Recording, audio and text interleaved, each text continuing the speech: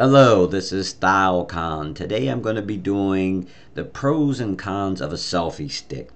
I purchased this a couple of days ago at 5 and below. Obviously the name implies it cost me $5. Not a bad unit. Rubber grip, wrist strap, metal construction, pivoting head. Obviously that screws down. That screws in, and then of course it has your standard bracket, and it's spring loaded. For the price, I think it's great. There's two things that I don't like about it so far.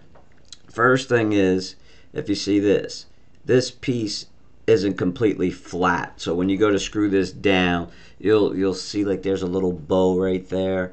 It doesn't fit flush.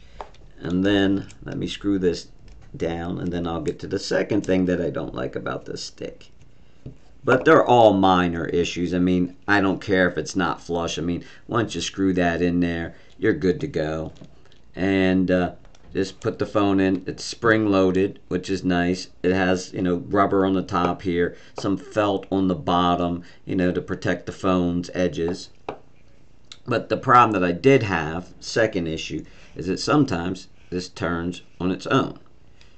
Now there's no way of tightening that up. I tried tightening the stick up, but I purchased it with the intent on upgrading it to a better unit if I liked it.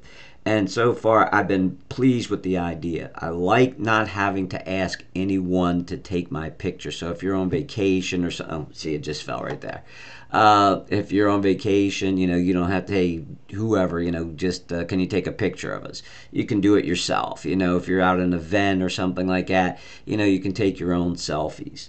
And then the major complaint I have with this, and it has nothing to do with the 5 below stick itself, is you definitely do need a remote when you get something like this. I mean, obviously you have the self timer on the phone, so you could use that, which I did, but the situation I was in, it was low light, and with that, my front-facing camera didn't do well at all. Obviously, there's no flash on it, so I did go to flip it over, because, so you can use it like that. There it goes, once again, falling over.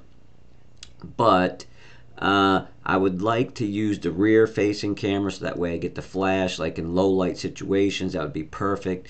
Obviously if it's a nice sunny day outside, great front facing camera, shouldn't give you a problem. But if you purchase one with a remote, you should be good to go. And then the other thing I would recommend, like I said, I purchased this one is just to try it out. It's only $5 just to see if I was going to like using it before I invest money in something more expensive. And I have seen a couple units where they actually have grooves in the barrel here, and which would make that nice, so you wouldn't have it, because the phone's a little heavy, depending upon how you have it angled. If you angle it back, it's going to have a little weight on that bracket, and obviously there's nothing that's stopping that from moving. But the ones that have like the channel along the side, they don't move. But they're usually about $40 to $50, but they also come with a remote. So I'll probably keep this, give it away as a Christmas present to someone later on down the road, and then I'm going to upgrade to one that has a channel in it, and then has the remote, and some of them actually have mirrors, so you can actually look at the back of your phone and you can check out the background before you take the picture, which I don't think I would really need that. But there are options out there if you want to do something like that. And once again, this is my pros and cons video of the selfie stick. If you do like the video, please give it a thumbs up. If you have any questions or comments, please leave them down below. Once again, thank you for taking the time out to watch my video.